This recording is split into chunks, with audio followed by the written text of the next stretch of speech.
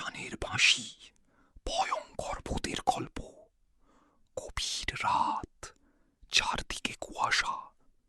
গ্রামের শেষ মাথার পুরনো শ্মশানটা আজও সবাই এড়িয়ে চলে, কারণ সেখানে নাকি মাঝরাতে বাঁশির শব্দ শোনা যায়।